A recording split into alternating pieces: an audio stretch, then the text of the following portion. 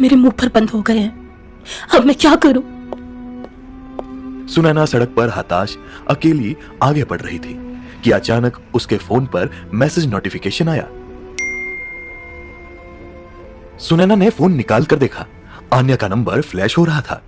आन्या, जिससे सुनैना सिर्फ एक बार मिली थी, उसकी पर्सनैलिटी में इतना दम था कि मैसेज नोटिफिकेशन आते ही सुनैना को आन्या की याद आ गई और उसकी पहली मुलाकात को याद करके उसके चेहरे पर मुस्कुराहट भी छाने लगी।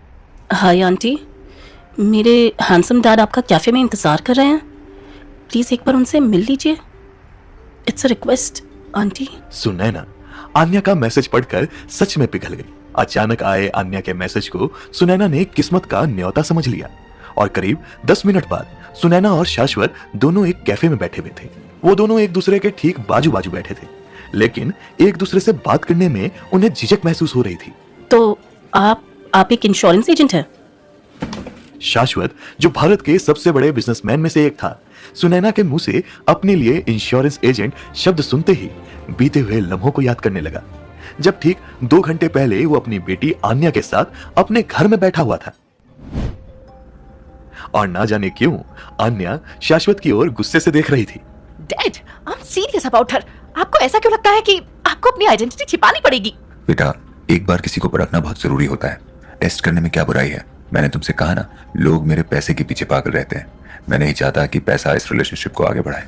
पर डैड, मैंने आपको कई बार समझाया ना, मैं उनसे मिल चुकी हूँ। वो ऐसी बिल्कुल नहीं है। वो बहुत सच्ची और जेन्युइन है। आन्या, मैं जानता हूँ कि तुम्हें लोगों की पहचान है, लेकिन सिर्फ 15 मिनट में हम किसी को अच्छी तरह से नहीं परख सकते। इसलिए वो चाहे तुम्हें कितनी भी अच्छी क्यों ना लग रही हो, हमें अपनी आइडेंटिटी छिपा कर ही उनका टेस्ट लेना होगा।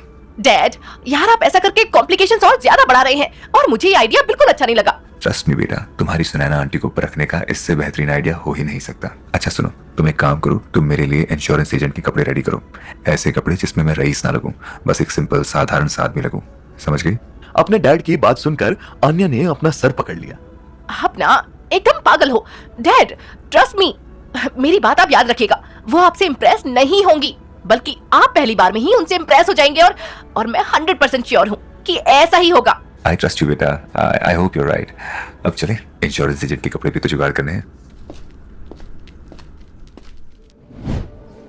शाश्वत अपने और आन्या की ख्यालों से बाहर आ गया।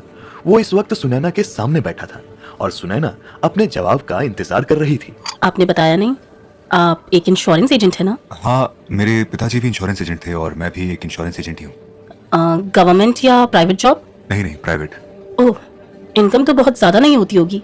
ठीक ठाक हो जाती है, घर चल जाता है, पर बहुत ज्यादा नहीं। अच्छा।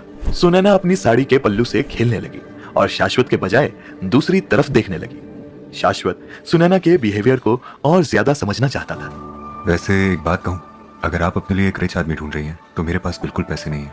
और सच कहूँ, अगर आपकी ऐसी ख्वाहिश है तो बेहतर होगा कि हम यहीं से अपने रास्ते अलग कर दें। आप अपने रास्ते और मैं अपने रास्ते। शाश्वत की बात सुनकर सुनैना ने गौर से शाश्वत की ओर देखा। उसके चेहरे पर उलझन साफ नजर आ रहा था। अरे नहीं, आप कैसी बातें कर रहे हैं? मैं कौन सी कोई पैसे वाली हूँ? मैं भी तो एक छोटा सा होम किचन चलाती हूँ। फूड सप्लाई का छोटा सा बिजनेस करती हूँ।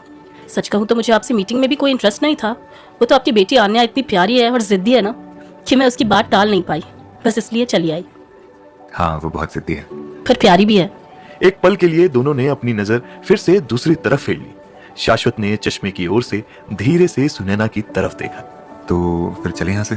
देखिए, इस मीटिंग में ना आपको इंटरेस्ट है ना मुझे इंटरेस्ट है, लेकिन हम आपकी बेटी का दिल रखने के लिए एक एक कप चाय तो पी ही सकते हैं।